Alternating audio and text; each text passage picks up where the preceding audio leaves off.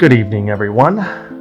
Normally I'm doing videos of mindfulness, spiritually based stuff to inspire people's week, to bring about some peace and purpose and happiness. I'm going a bit of a different route.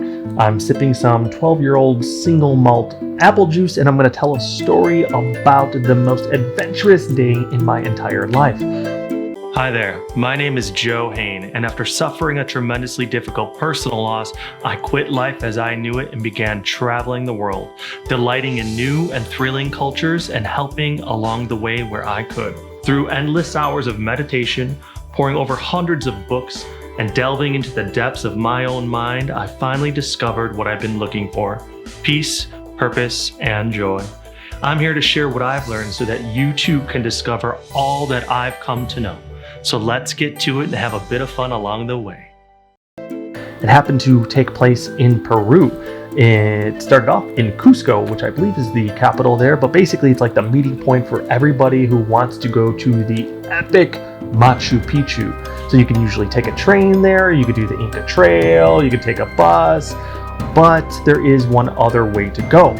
And I wasn't going to do it alone. I happened to be with a dear friend, a lifelong friend, Ryan, and we had been touring through South America for I'd say about 6 weeks beforehand, hitting a bunch of other countries and making our way through them and volunteering, experiencing the culture, doing a lot of epic, adventurous stuff. And this was the next thing on our list. So we needed to get to Machu Picchu, and I thought, what better way than to ride motorcycles there? And that brilliant idea was what started off on this adventure and what gave us the motivation to do it, because we thought it would be a thrilling adventure. And I happened to have got my motorcycle license before I came out. So I had a good 2 days solid in a parking lot outside of a suburb in Chicago to, give me all that experience I need to make my way through the Andes Mountains for 12 hours and all that entailed. But I had Ryan with me. He was and had a motorcycle for many, many years in the city of Chicago, so felt good about that, and we didn't want to do it alone, so we hired a guide. Introducing you to Juan Pierre. So Juan Pierre and Ryan and myself are standing looking over these motorcycles, and before he decides to take these two crazy Americans through the Andes, he wants to know if we could ride a freaking motorcycle.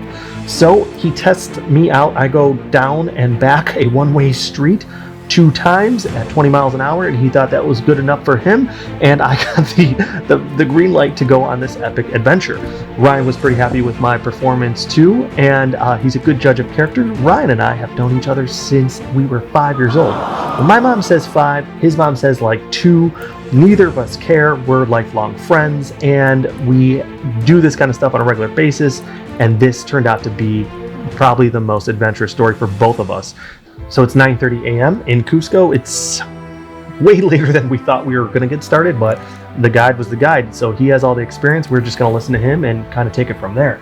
So we go standing over there like 3 guys looking over a barbecue grill, grunting and washing our hands in excitement, looking over our motorcycles. We get all geared up. We place all of our gear into backpacks because we have to go to Machu Picchu and stay for a couple days, doing the tour and hikes and whatnot. So looking over that stuff, and he gears us up. We got the elbow pads and knee pads, the awesome rad helmets, and we're on dirt bikes. They were like 450 cc's, really awesome bikes, big enough for what we needed, and I felt like Batman and looked like Batman too. Ryan looked like Kato from the Green Hornet, but he always looks like Kato from the Green Hornet, so he just looked like a tougher version of Kato from the Green Hornet. So we are all geared up and we hit the road. We said a little prayer beforehand because we didn't want to die and stuff. So always do that before these kind of epic adventures. And we hit the road. And at first it was phenomenal. We're kind of getting out of Cusco. There's a bunch of traffic and whatnot. But we hit the open road and we are just gone. And it is a beautiful paved road winding around through these lush green mountains, and we're stopping for photo shoots, and then we're going through towns. A couple hours go by. We make our way into a town, cobblestone roads, and we're just having this epic adventure going through these towns, kids running by, and we're seeing all of this like beautiful magnificence of Peru, but on the motorcycle, which you totally would miss on buses and trains and everything else, because we can stop whenever we want and we can go fast. The only thing is, in Peru, if you're on a motorcycle, you are varmint, you are roadkill, ahead of time. So anybody in a car or bus or truck, you got to get out of their way, because basically the road is for them and not for you. So totally different than the States. We had to get used to that pretty quick.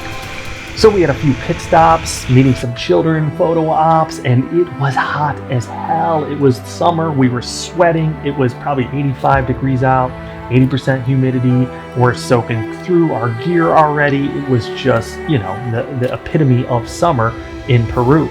But then things started to change. We started going up higher from where we were going, getting some elevation, and then things started to cool down.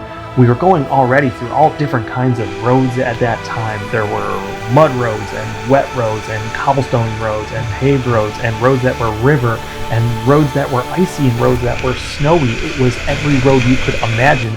We were going through that road with our bikes, and it was awesome and it was epic. So with that came the change of seasons. So it started to rain, so we're experiencing the rain coming down on us, bike slipping a little bit. And remember, we're going through the Andes, so these turns, these cutbacks are real tight and real narrow, and we have to just make our way real slowly through each little turn, and it's an epic adventure. And then we're making our way higher, and it's getting colder and colder, and we have to stop and put on coats above our gear or on top of our gear, and we're all geared up, and we're just making our way through the mountain.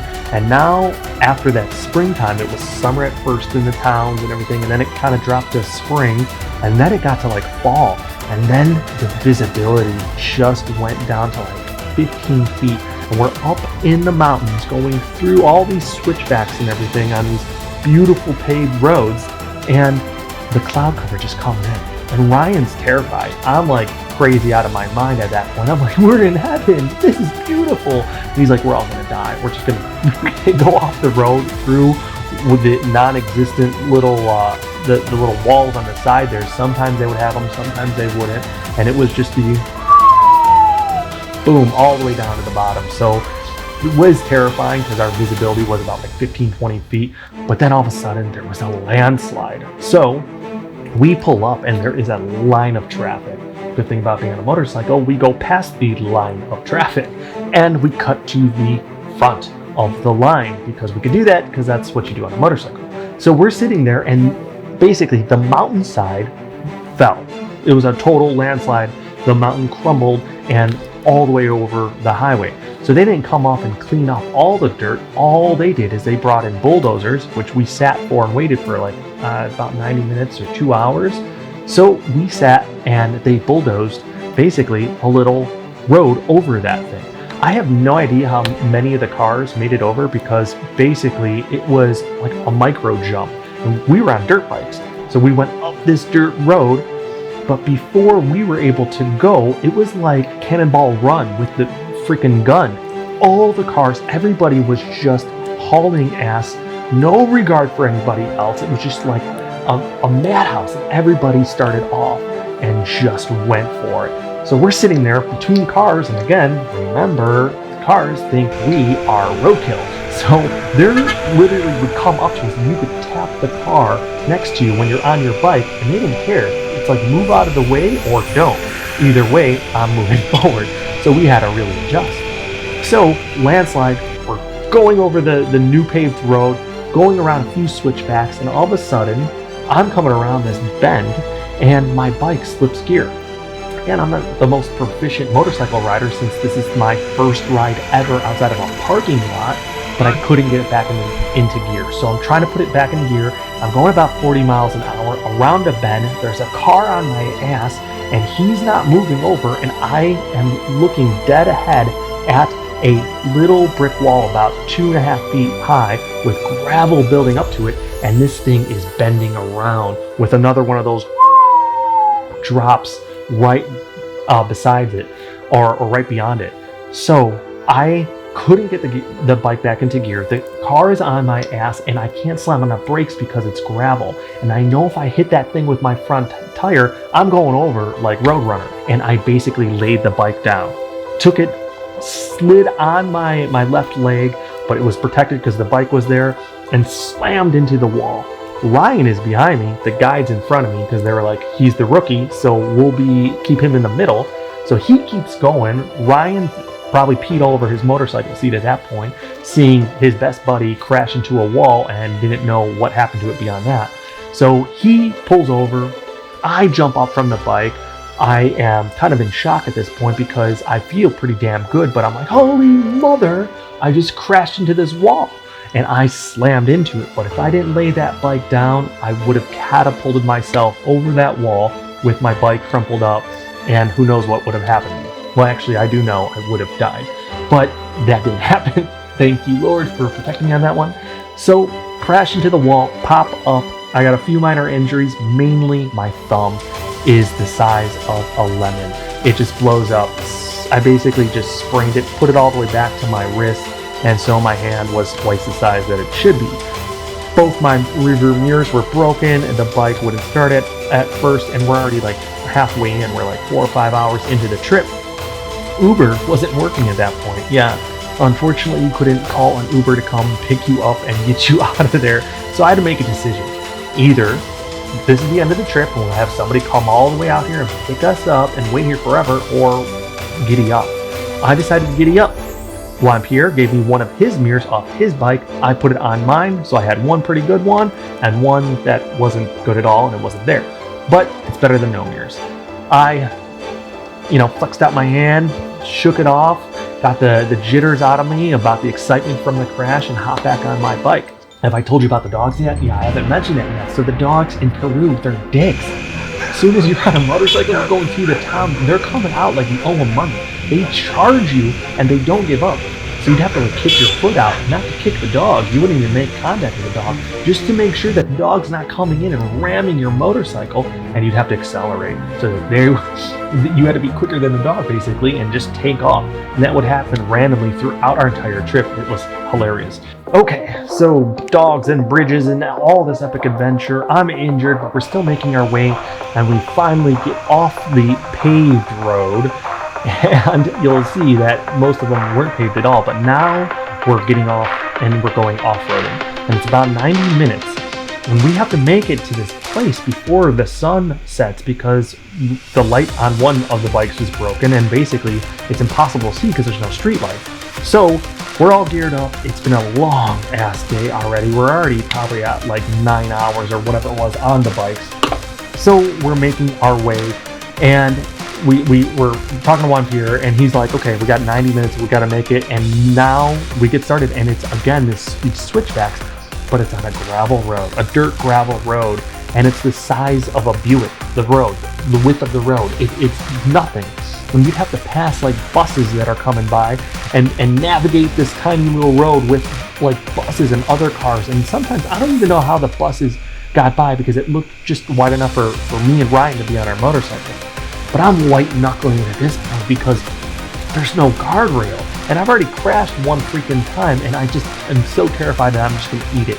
And so I just white knuckle, my shoulders, the tension, I'm just like this, barreled over, flexing, riding, and the sun is starting to set. And it's coming on the mountains, you can see it, and we're just like, we gotta get there, and there's so much stress and anxiety. And I felt like it was that one scene from Bram Stoker's Dracula where they're chasing Dracula through the mountains, and they're trying to get him, but they've got to get to him before the sun sets, and there's like crazy, like intense music and everything. That's what was going on in my head. So I'm sure that was very helpful for what I was experiencing at that time, to think of vampires and all that. But luckily enough, after 90 minutes or so, we made it. We arrived to this epic waterfall that we saw right there, and there was actually butterflies fluttering around us the moment we pulled up. And that was kind of a significant thing for us all along our journey in South America, very like spiritual sign. So we're like, great, where do we go next? Where's our little van to Machu Picchu? And he's like, actually, you're supposed to take a train into Machu Picchu. And we're like, cool, let's do that. He's like, they're not running anymore tonight because of that landslide and our late start and everything else. There's no more trains. And we're like, okay, so should we just stay here? He's like, no, your hostel is in Machu Picchu, so you have to go there. We're like, okay, so what? He's like, you're gonna have to walk through the Peruvian jungle to Machu Picchu. And we're like, what? Yeah, walk there. We're like, okay, how long is the walk? The train is needed, you know, kind of daunting at this point. He's like, a quick route, 90 minutes, an hour and a half, you'll be there. We're like, walk through the Peruvian jungle with our gear and little dinky flashlights the size of my thumb for 90 minutes. He's like, yeah, that's fast. So Ryan and I are like, well, what choice do we have? 90 minutes, and he said one thing, just stick to the railroad, because when the railroad ends, you have made it. So we're walking and everything, and then the sun completely sets, basically, and we're with flashlights, the Peruvian jungle, it's all thick, we're hearing weird, crazy stuff. We are exhausted. We're at 10 hours of motorcycling. I crashed a motorcycle 5 hours ago. It's been an insanely long day. So we're half an hour in, we're 45 minutes in, getting a little bit restless, a little bit frustrated and annoyed. Ryan keeps talking about jaguars jumping out of the brush to kill us and rip our throats out, which didn't help, but once he gets in his little moods of being upset, you just kind of let him be. But we had to literally walk across these railroad ties, and there was no road beneath them. They were the bridge in a sense, and they would go over these huge, vicious, super aggressive rivers, and they'd be 30 feet down, and you could just hear them just raging underneath. And so we would literally have to jump from one railroad tie to the other. And Ryan's a little bit shorter than I. They're slippery, it's dark as hell, and that's all we have. There's nothing to hold on to. So we'd have to jump from one railroad tie to another. There's probably 3 feet between them, and then steady ourselves. And then I'd turn around, and Ryan would jump, I would catch him, I would jump, and then just repeat that until we got across. Now we're at 90 minutes. We're like, man, we should be here. He said about an hour and a half, right? So we're making our way, and it's an hour and 45 minutes, then it's 2 hours, and our minds start really freaking with us right now because we're seeing lights floating around off in the distance and in the brush and stuff. We're like, is that it? Is that the town? Is that Machu Picchu? Oh, maybe that's it, and that's it. And we're like, should we go through here and just try looking for people and asking? And now it's 2 hours and 15 minutes, and it's 2 hours and a half. And we're just like, dude, this can't be, we must be lost. But again, he said, just follow the railroad tracks. When they are done, you have arrived. And we were still on them, and they were still going off into the darkness. So we stuck to them and kept going and going. So finally, we see it. Machu Picchu, the light at the end of the tunnel. 3 hours later. So I don't know what Juan here was talking about, but Ryan to this day still has a blood oath that he's going to go back and murder that man. I'm trying to talk him out of it still, but he's very adamant about it. But anyway, 3 hours later, I have no idea how you could have got there in an hour and a half unless you were on American Ninja Warrior or something. But we're there. We're freaking happy, and we're exhausted as hell. 3 hour trek through the jungle, doing all that craziness. We're like, let's go to the hostel. We show up at the hostel, walking through town. It's already winding down. People are going to sleep because they have to wake up super early in the morning to go do the entire Machu Picchu experience. So we go to the hostel, and we're like, yep, we're checking in. Hostel people are like, we have no vacancies. Nobody reserved a room for you. Yeah, that was Juan Pierre's part of his job. He told us he did it and confirmed it with us, and so that he would manage that. He did not, so we didn't have a hostel to sleep, and the clock is ticking away, and we are famished and exhausted, and we don't know what to do. We can't even think. We just need to get a little food. So that hostel's booked. They don't know of any other places that are open. Ryan and I say, what should we do? Well, let's go drink some beer and eat some pizza. We go find a restaurant. We sit down, order beer and pizza, tell the waiter our predicament. He's like, I know somebody, my friend owns a hostel right around here. And he just disappears and goes away. It was pretty remarkable. Comes back 5 minutes later. He's like, good news, boys. They've got a room. We're like, you gotta be kidding me. He's like, yep, they got one, but you gotta go check in now. We're like, okay, pizza's not even here yet. Take our gear, our backpacks, all this stuff, go to the hostel room and check in. Leave our bags and gear, everything in the room, come back to the pizza on our table. We have our beers and pizza. We feel good and tired, and then we lumber back to the hostel. We show up, to the hostel and it is locked. Yeah, lights out. The outside door is locked. Our key is for our room, not for the outside door. There's nobody inside. It looked abandoned. We look around the town. Crickets. Everything is off. There's nobody around. There's no cops. We don't know where to go. We have no idea what to do, and we're standing in front of the door of our hostel. This pane glass window with wood framed has a little window up here, and basically it had like a little door handle like this that does the 90-degree up and down when you gotta open it. And we have no idea how to get in. We have no idea who to talk to. But then I look up, I was like, wait, there's a little window that opens up like to a 45-degree angle above. So I take my belt off. This belt right here. Oh, and I use this and I slide this through the top of the window. And then I'm maneuvering this and I'm going, all right, Ryan. He bends down and he's looking at it through the other window. And I'm like, okay, down. And he's like, right to the left, down to the right. And I hook it on the handle and click it. Basically, we B&E'd that place and we were able to get into our room. So next day, we slept in until about 3 o'clock, which was very needed. I probably would have slept longer if I could have. I went to the doctor to get my thumb and hand x-rayed, just a sprain. I was going to recover, so all good there. And we just decided to rest the entire day, and we went to Machu Picchu the next day. It was an epic, epic tour. It was worth every penny and every little craziness and all the adventure to get there. It just made the whole entire trip tenfold better. Amazing scenes. Ryan and I happened to do a little Wing Chun exchange up there, just energy flow through our Kung Fu practice.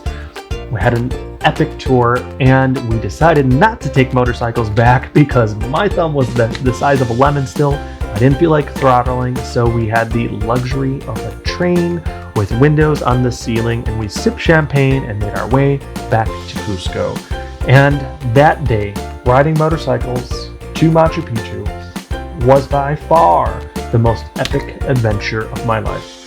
Thank you guys for watching. I hope you enjoyed Story Time with Joe. And if you wouldn't mind subscribing, I'll be releasing one of these videos probably once a month, once every 2 months, sharing a story from my tales of adventure and traveling throughout the world. But normally I do mindfulness or spiritual law of attraction based technique videos to help usher in some peace, some presence, and purpose in your life. So please subscribe if you have not already. Make sure to give me a thumbs up if you enjoyed my story, and comment away if you have any questions about where we went or any details about our trip. And thank you so very much for watching as usual. And if you can, sometime this week, do something unexpectedly kind for another person. It will definitely make their day, and it will probably make your day as well. So thank you guys again for watching, and be safe out there on those motorcycles.